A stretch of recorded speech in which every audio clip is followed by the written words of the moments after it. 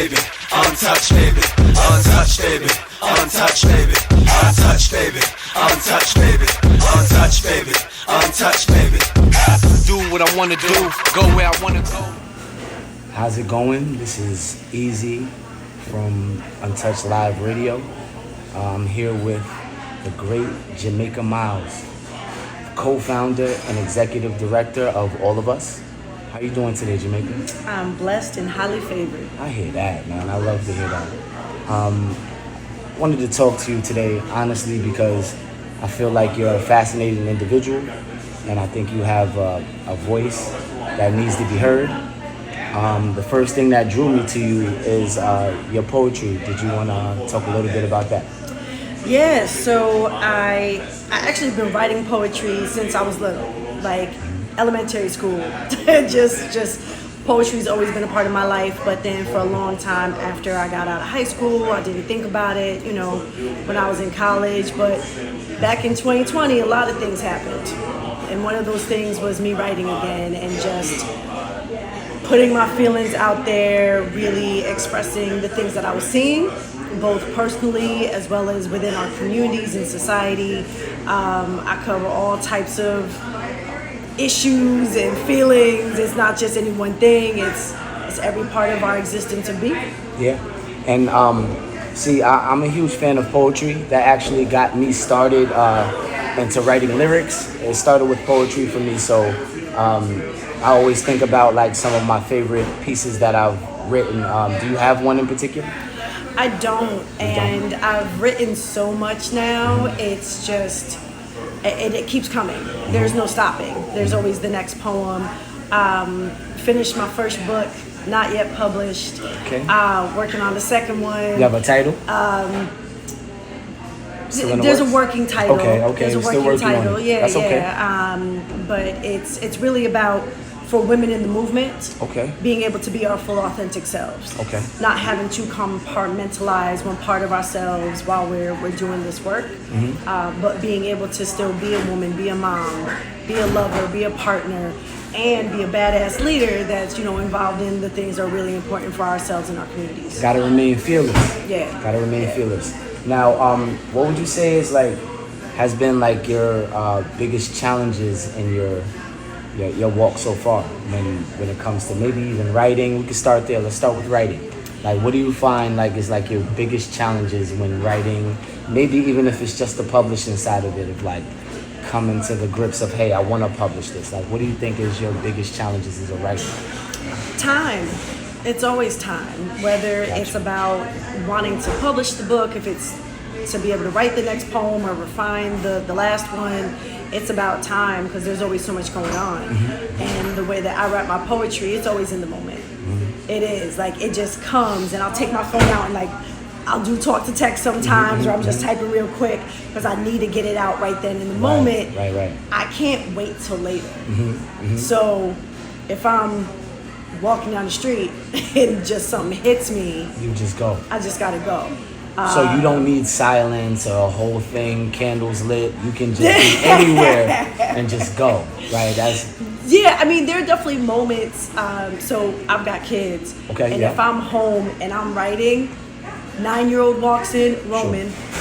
Roman comes in, Mom, and I'm like, hold on. Finish this thought. I gotta get this thought out. Yeah. Like that. But again, it's time, right? Yeah. My son needs my time Absolutely. in that moment. I'm trying to finish this moment in this time. So I think it's always about time and being able to get the thing done. Yeah, time is as I may have shared with you, one of the most important things in life to me, and that includes with kids and the people you care about and your craft. Yeah. Your business. Yeah.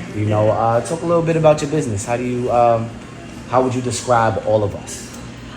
So All of Us is a Black-led grassroots organization fighting for liberation for all of us. That's the shortest version you're gonna get. Gotcha. Okay. That's it. But really, it's about connecting people with knowledge, with understanding, with making sure that they understand their power. Right. We do a lot of advocacy work, but we also make sure that individuals have their needs met so they can be a part of change. We have a community closet every 6 weeks. It's free. We got clothes, shoes, food, household items, what have you. because we know if people are struggling every single day just to exist, just to live, they can't really take the time to then fight for change that ultimately is going to be better for them. But you're trying to make sure your kids have food, or that your rent's paid, or maybe you're fighting with a property owner that's trying to kick you out illegally. Right. You don't know what your rights are. Right. We want to make sure that folks have that knowledge and understanding, but they also have support. Bringing awareness to the people, the tenants in the community. 100%. And also recognizing that it's not one of us, it is all of us. So no one should ever feel as if they've got to do something on their own or by themselves. I like that. Real investment in community is about community infrastructure, not this idea of mind your business and, you know, stay in your lane. My lane is my community. My community is every step that I take, no matter where I am. So what do you see as far as the changes from when you grew up? And you're from Schenectady, right? I am born and raised. What would you say the difference is, whether it's culturally, just structurally, from growing up in Schenectady when you were young to like your kids now growing up in this area? What would you say the bigger differences are? Increased poverty. Okay. And I didn't expect that. an intentional division of the people. When I was growing up on Hamilton Hill, shout out to Hamilton Hill. Hey. Miss Pearl is someone that everyone knows from the community. She used to live next door to me. I'd cross the street. Jamaica, best see you look both ways. Don't make me call your father. And she knew everybody's name. Everybody in the neighborhood. I could walk up the hill to the park. Jerry Burrell. Yeah. I'm at the park. Everybody's watching me. Yeah. Right? I'm there with my little cousins or whatever. We playing, having fun, and sprinklers and whatnot. We could be at the park. We were safe. And it goes to son Roman's favorite chant. Who keeps us safe? We keep us safe. But that's what it felt like when I was growing up, that the entire community was watching us. Right. And we looked out for each other, but there's been such an intentional division to tell people, don't worry about your neighbor. People don't know their neighbors' names. Right. They've not said hello to each other. Yeah. So that has gotten so much worse. And also, we've watched the black community get kicked out of Schenectady. Yeah. Gentrification is real, and it's not happening just in other places. It's happening right here in Schenectady. Yeah. The rent was already too damn high in 2020, and it has not stopped. Right. And so we see people being priced out of their homes. We have a mayor that keeps saying, we want new people in the city. What you doing for the people that are already here, that have been here for generations? We have generational families that are no longer here. Right. People looking to leave, and you want new people coming in. So I think that while there have been some good things, no question, there's a lot at stake, and we need to do better. Yeah. Yeah, and I totally get that. I really feel like awareness for people that don't know much about politics that's going on, like behind the scenes, and we discuss politics. A lot of people associate that, myself included, when it comes to politics, thinking more like politicians, the government, which it does. It does have something to do with that, but also just the politics within the community that people can actually make a difference with. Yeah, and also recognizing that the personal is political. Yeah. I'm not the first person to say that. People say it all the time. I think folks don't understand what that actually means. Whether or not you have a grocery store in your neighborhood, somebody made a decision. And there are politicians, there are government officials that decide what is the zoning for a particular neighborhood. Right. Who's going to get any funding or support or grants. Right. Those are decisions that are made in the political realm that impact us personally. How many liquor stores are in the neighborhood? Right. How many hookah lounges, right? Yeah. Oh, like yeah. Smoke shops. Exactly. Those are decisions that are made. And if you look at our most impoverished neighborhoods, we don't have a Price Chopper or a Hannaford or something like that. You gotta go outside of it. You gotta go someplace, and the bus is not accessibility.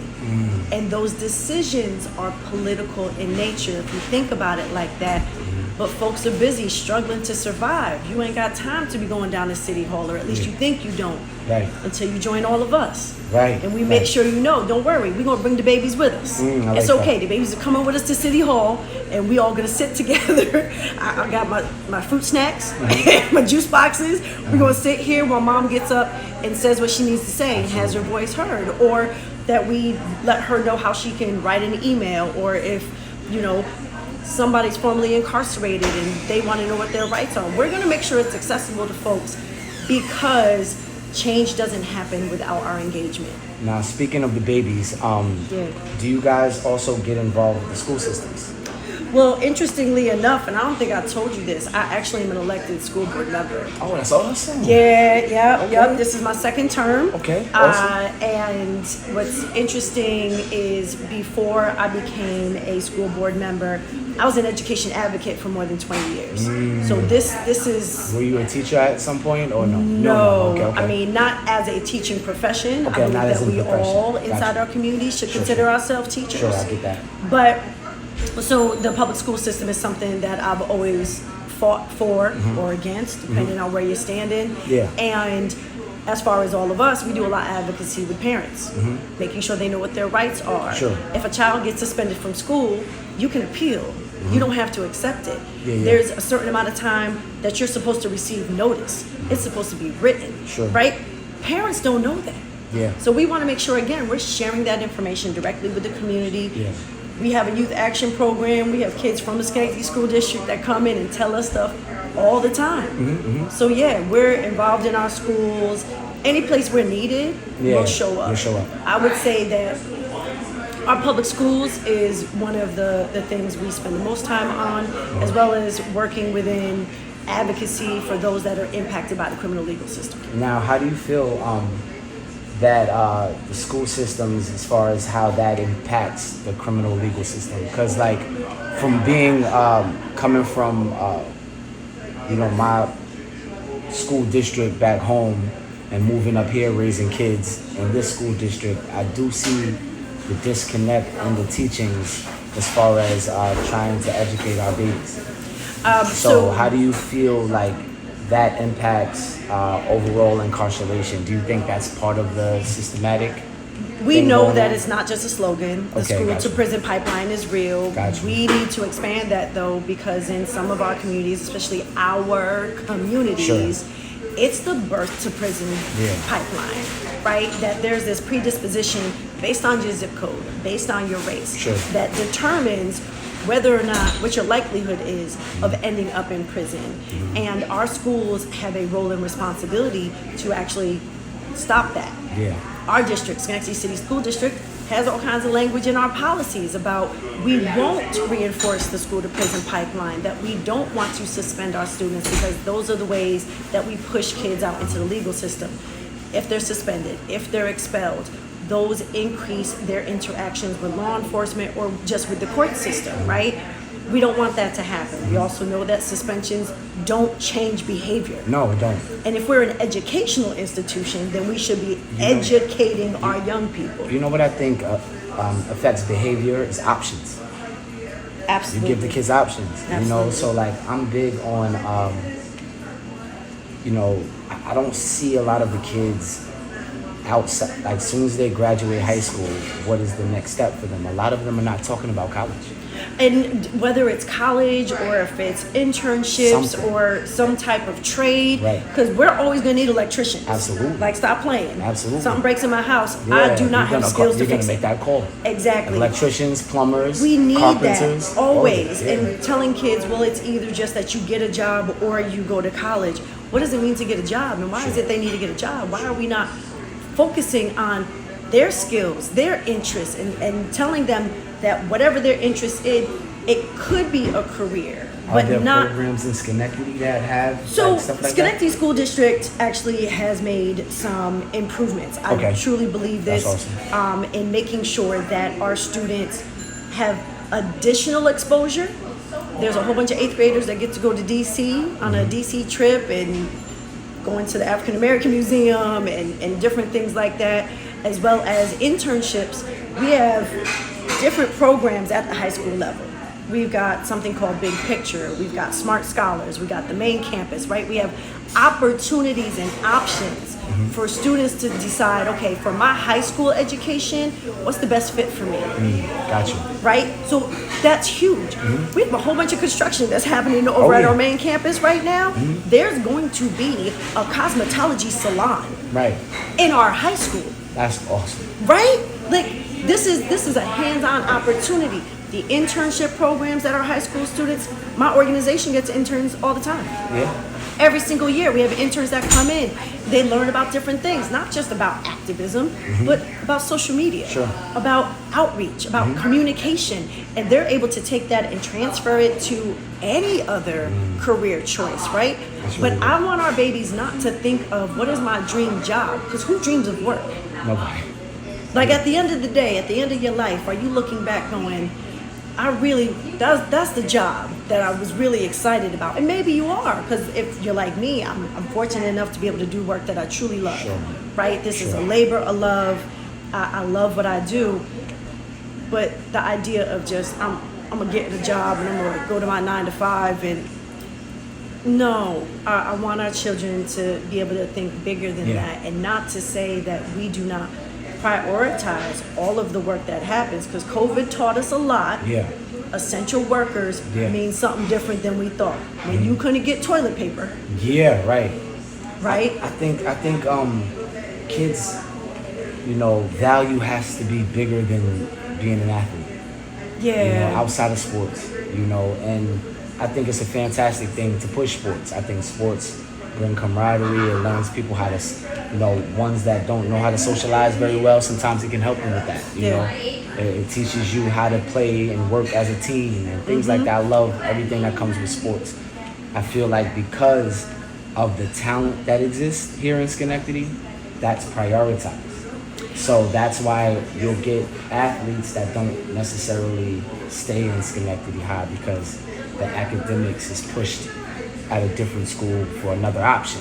We need balance, right? Right. We need balance. Yeah. My inner Libra is talking to There me. we go. Yes. But we need that balance. And it's something that actually we enacted into our policy. And this is one of those things, right? The personal is political. I'm on the policy committee for the Schenectady City School District Board. Our policy around athletics, ensuring that if a student is struggling academically, we're not going to just say, nope, you can't do sports. We're going to look into, well, what's happening? What's going on? What support do you need, right? So we now have an opportunity, and I'm not saying we get it perfect, because I don't think that we do. Right. But if we put it into policy, then it needs to be implemented to ensure that it has the right turnout. So we have the foundation to say a student who's in athletics, loves athletics, that's the motivation for going to school, whether they're good, great, whatever, they're going to school.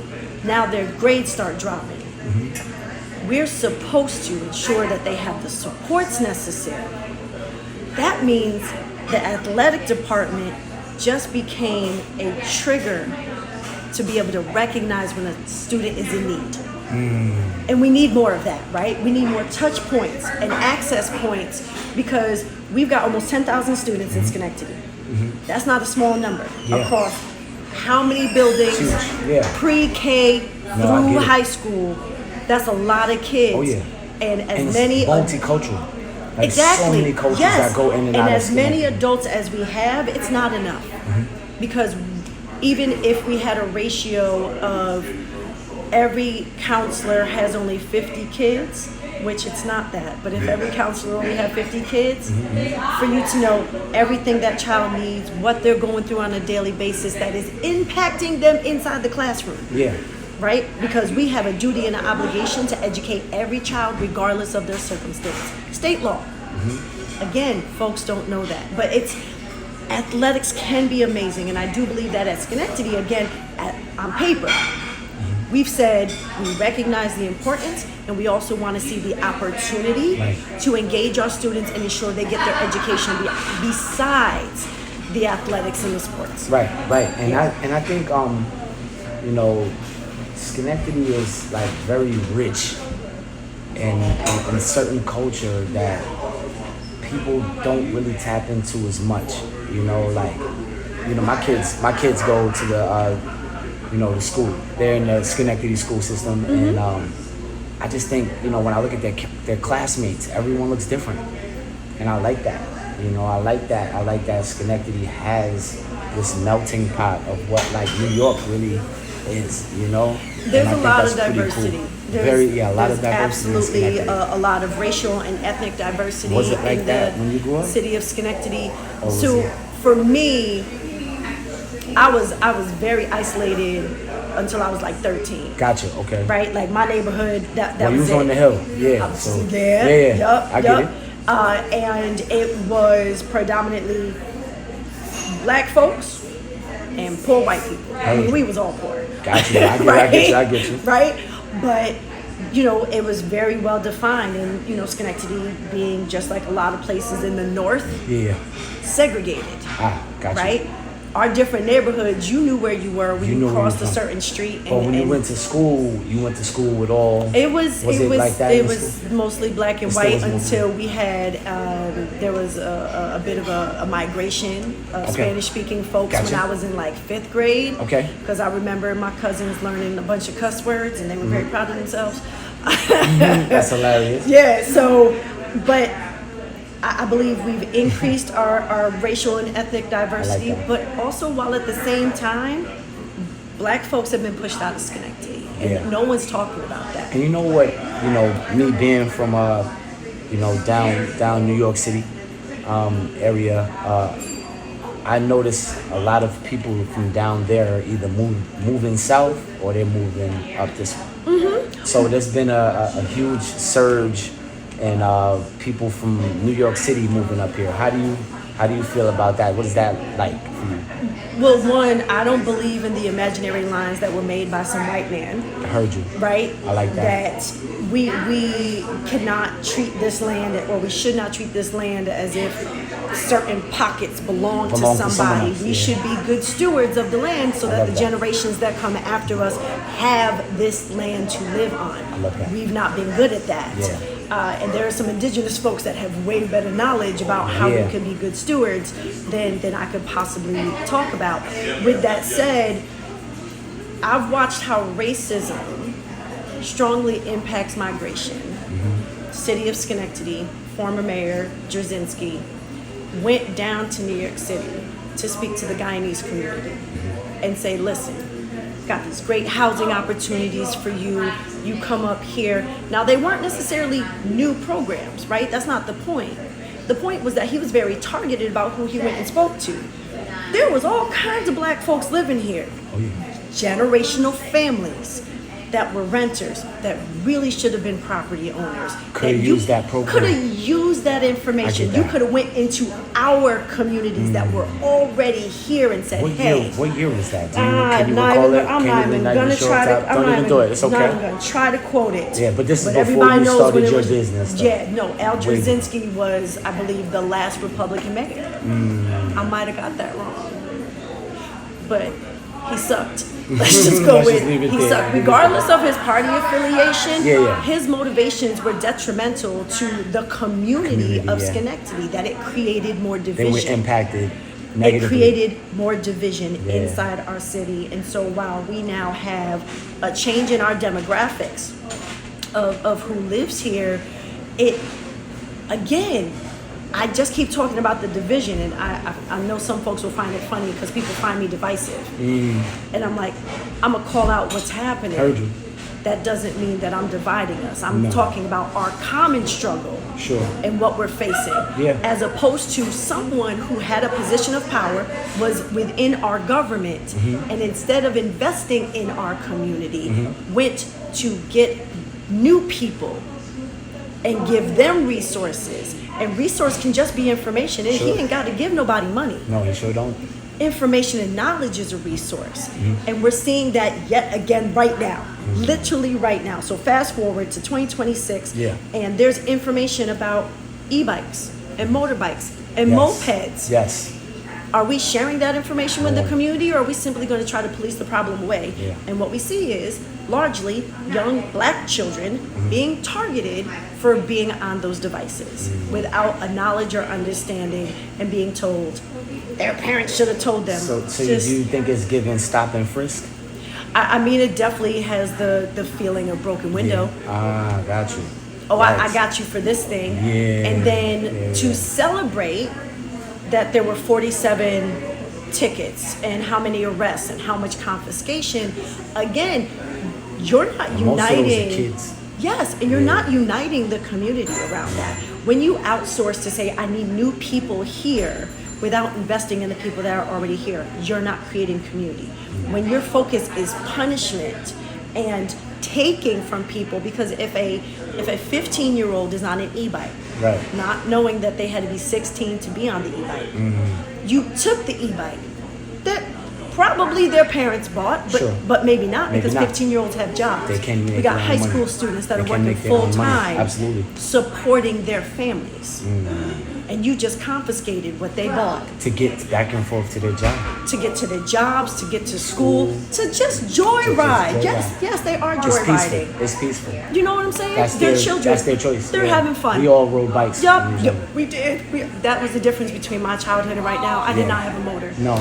Nope, No. it was Yeah. all the pedals. Yeah, them legs were strong back in the day. Fast. I used to ride them bikes up them hills. What? And you live on the hill, so I know that hill was ridiculous. Yeah, it was. But that's what I'm saying is, if we really want to have community, and a community that's reminiscent of, I would say very strongly, a lot of different cultures, but very specifically black culture, where Yeah. we're coming together, we're supporting each other, we're making sure we are okay. We've got to have more conversations and sharing of information. Yeah. And we currently don't have a full government body that everyone is invested in, all of us. There are members of our city council that have been very clear about every single person has value. I am here for all of you, and I got no problem calling them out. Carl Williams stands up for every single one of us every single day. Shout out to Carl Williams. Kim Wiggins stands up for every Shout single out to one Kim of us Wiggins. every single day. Justin Chairs Oh, that's stands my up for boy. every Come single on, one chill. of us Don't every do single that. day. Don't talk about my That's fam my- like that. that's my No, boy. that's Don't fam. come Watch on. out. Come on now. Every single day. I'm going to hold hard on those three. We can have conversations about everybody Sure. else. I'm not giving them the space, because I've watched some people that will sit on the fence and go back and forth, and they're with us one day and they're not with us another. I've also watched some people be very hard against what's best for all of us. And I'm going to keep saying all of us. Heard you. Because Doreen DeToro shows up in ways that is harmful. There's, what is that young man's name? He just got elected. They create moments of hostility against black city council members. I've watched city council meetings and committee meetings where they're going after Kim Wiggins as if she's not a grown-ass woman and talking to her with no respect. And if that's how you're operating in that space where you're supposed to be making decisions about all of us, And and we're you all don't have supposed to work respect together. Yeah, and respect concern is the first for thing. That's my someone biggest that's thing. sitting at that table Yeah. with you, I have no reason to believe that you're going to come and do what's right for all of I hear our that. I hear communities. that. So that's where we're at. We have all of this division that's happening, and it's not coming from those of us that want better. Yeah. Us saying we deserve better is not creating division. No. You convincing somebody that because we won't accept breadcrumbs, Yeah. we're taking from somebody else. And that's No. wrong. That's no, not- that's not at the all. right thing. Our babies deserve better. Our communities deserve better. Yes, people migrate in and out of our city all of the time. How did they get here? Sure. What support are they getting or not getting that they should? And is it based on the color of their skin, their ethnicity, their race, their gender, their socioeconomic status? Those are the things, those are the questions we need to be asking, and not simply settling for, oh, it's politics. Now, if you had a slogan that would represent Schenectady, like Schenectady is this, or Schenectady is represented by, and it could come right off the top. Nothing, this is nothing serious. You're not going to get quoted. I mean, I might clip this one because you're a Schenectady. Yeah, no. Born and bred, I would so. say Schenectady is the potential never realized. It is potential unrealized. Every single day. I love that. That is Schenectady. I love that. And what do you think helps get that potential realized and recognized? us. It starts with the people It that starts live with here. the people. It starts with us every single day, and us being willing to have conversations and to be in community. We've got to stop believing the bullshit that we were fed. We can't just keep with the, I need to mind my business Sure. and I only worry about me. When you only worry about you, you leave out all of the potential for the support that you might receive. And the idea of, if I did it on my own, I'm somehow better than somebody else. No. Right. No, because again, you're missing out Missing on out on opportunity. Everything else that's there for you. And our people knew that.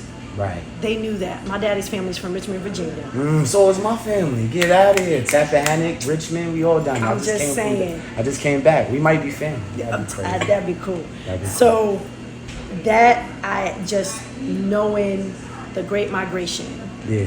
our people didn't get up here on their own. It was collective work. It's always Yeah. been collective struggle. It's been about us being together. And the way that we continue to lose or to miss out on that potential is when we separate ourselves. Yeah. Let's not do the work for them. Like that. So this is one thing I've noticed about up here since I've lived up here. A lot of businesses don't stay open long. I think it's the same feel reason. Good. It's the same thing. I think it's the same reason. So, real quick, shout out Electric City Bar and Yes, Grill. yes. They just opened last week. Yes. This is an opportunity, black-owned business, Yes. some new nightlife, because we deserve fun. Yes. Joy is a part of resistance. Yes. 100%. And let's invest in us. Let's Yes. invest our money in our city where I'm we're big at. about supporting other businesses, Let's make sure that especially happens. black-owned businesses, because they don't Indeed. get the shots, man, or No. the money and the things, the grants that are offered out there. And that's another thing I would love to put out there to our people that do have businesses in the community. The things that they have available, there are different grants and loans out there to help get you off the ground. It's and that a lot of people resource don't know. again, right? Now, is that something you guys do? Like, do you guys help So- people with stuff like that? I don't know that there's anybody that's ever asked me a question that I didn't have an answer. I'll hear that. So if But you my don't know, you'll find it answer, out. right, because my answer is, well, that's not something I do, but I know the person that does. Gotcha. Right? Because again, it's about that community, that connection. I don't have to have all the answers, but I'm going to get you to it to the best of my ability. And when a black business opens, do they know like all the things that other people might already know? Right. And again, what's the city's obligation? Because you want an economic base, right? People are paying taxes. Right. So your investment in that business is an opportunity for the city as a whole. I like that. And I don't believe that every business gets the same level of attention and support for a whole host of reasons. And I've heard it, right? Folks have complained. Oh, I had this problem and I tried to reach out for help and they weren't helping me. Why not? It's part of the collective good, right? Because the government's responsibility is to the collective. And so if it's an impact on the collective, that should be part of your investment. Like with the e-bikes and the mopeds. Right. Where's your education of Yeah. the community as the governing body? Because Yeah. it's part of our collective responsibility. And as a community, it can be enforced. As a community, everyone can step up and yeah. We being able to say to our children, hey, come on, what are we doing right now? Right? And what does that accountability look like? Because a ticket and a fine isn't necessarily changing behavior. More often than not, it doesn't. Research for decades has showed us that punishment doesn't change behavior. Investment does, care does, concern does, support does. We have that opportunity. We need to do that with our black businesses. We need to do that with our communities. Gotta be like that lady in your next door neighbor. Yes. Letting people know, hey, Yes. listen, I come see on you. now, I look, see you. look both ways before you Look cross both that ways street now. Yeah. and share that information. Yeah, I and, like and that. how can our city do that more effectively and efficiently to ensure that businesses are successful? Because it's in your best interest. You want them to be open. So how can you foster that responsibility? Yeah. And what does that look like? Yeah, I love that. Now, as a writer, are you also a reader? I would like to ask you that. So I suck at reading. I do. I'm good for an audiobook from time to time. I like that. But again, it's about time. Sure, you don't have the time to sit and read. And it's difficult. I'll start a book, I won't finish it. Just full transparency. So your first book, would it be a book like a novel of some sort, or would it be more of a poem book, like a poetry book? It depends on how I'm How you feeling. feeling? Yeah, Okay. I Still in the read. bookshop for Yeah, that? because I'll read a lot of like Ta-Nehisi Coates and Angela Davis, and gotta represent my folks. Do you have a favorite author, poet? It's James Baldwin. Oh, hands down. It is. Gotcha. It is. At this point in my life, I also feel as if my cadence and his cadence is very similar. My co-founder says all the time, "Yo, what's with all the run-on sentences?" And I just look at him, I go, "It's James Baldwin." And mine is Maya Angelou, and that's how I ended up with rhyme scheme. So I only make poetry with like a rhyme scheme of some sort. So it kind of kept me in line with music. So before I started writing lyrics, like I swear, like Maya Angelou had bars. So she was out here spitting to the people. Yeah, So but that's I the thing. find that there's an eclectic taste to what I might pick up Sure. or put down, because I still love Stephen King. I do. Yes. I don't really get down with romance novels, but just Gotcha. about everything else. Yeah, everything else you get with. I'm there. I hear I'm there, you. right? I hear you. And it's but it's not just books. Give me a good article to read. It don't have to be that I'm reading 200-300 pages Right. or more. Give me an article. Give me Yeah. something that I can just bite-size, Sure. break down and have real quick. And also, one of the things that we do is we reproduce that. So one of my roles and responsibilities within the organization is, how do I take information and make it presentable to our community? Sure. About the e-bikes, we created a one-pager so that we could share that information out, down from like all these other things that I'm reading. Like, nobody's reading through all of this. How can I make it bite-sized and reproduce it back out to the community? I love that. So, yeah, I want to be able to take in information, whether it's about politics, about our communities, a good story, Yeah. and then be able to take pieces of that and share it back out with the rest of the folks. Now, how can people get in contact with your company? How can they find you guys? So we're on Facebook, Instagram at Untitled and Free. Okay. That's always been our handle, because we should all be I like untitled that. and free. I like that. So Facebook, Instagram, you can send us an email, untitledandfree@gmail.com. I like that. We have a brand new website. Shout out to Lua, our web designer, did an amazing job. It's a really long one. All of us, untitledandfree.com. Okay. Got you. Yeah. Got you. I'm gonna make sure I have that link in the bio for everyone. It's been a pleasure talking to you, Jamaica. I Yes, feel one like last we can- shout out. We're here Of at course. Ambition Yes, Café Lord. Shout on out to J Ambition. Street. If you ain't had a Baba Wawa, you gotta come get a Baba Wawa and then ask for a latte and just have them make whatever they're gonna make. Let them cook it up. Just let them make. Just be like, if you got an allergy, but just make some. Yo, It's and always good. shout out John who you get here. That's my boy. Yes. Yeah, It man. was So good. it's definitely, I could talk to you forever about this stuff, man. And again, do you have anything coming up that you want people to check out? Are you doing anything that you want the people to check out? Absolutely. We have our next community closet on Sunday, August 23rd from 12 to 3. If you want to donate, if you want to volunteer, if you want to come and get some stuff for free, reach out to us. We'll make sure you get the information. But there's always just a lot. Our youth action, our women's group, there's 1,000 different things that are happening at any given moment. You need advocacy one-to-one.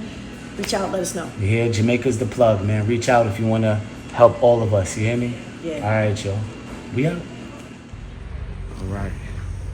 So we're off to Electric City Bar and Grill. All right. As we stroll down Black Lives Matter. It's on J Street. Let's go check it out. Shout out to Jamaica Miles for putting us on to a spot. We like to support our local people. So here we are, Electric City Bar and Grill. Yeah, let's check it out. 108 J Street.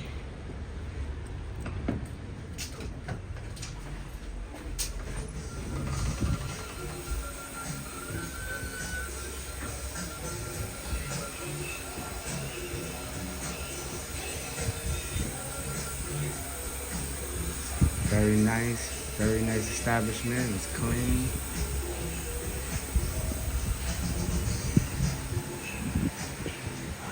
Got a little stage. People want to perform, do something. Nice.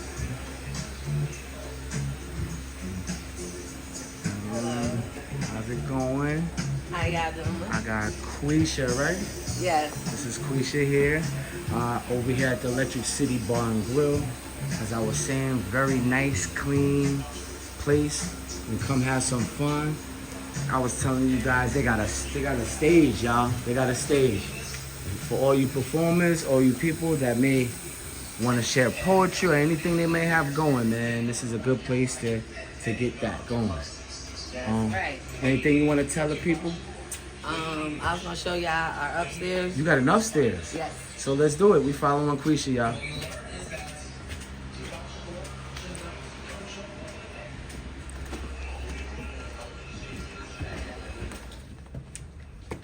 Oh, wow. It's like a whole new place up here. What? How long this been open? We just opened up August 13th. Wow. That's how we gotta do it, y'all. We gotta support our people soon as they get going. All right. Come on down. Another spot for the DJ up here. This is fire, Another y'all. bar up here. And plenty of space to dance and have some fun. Yeah. All right, y'all.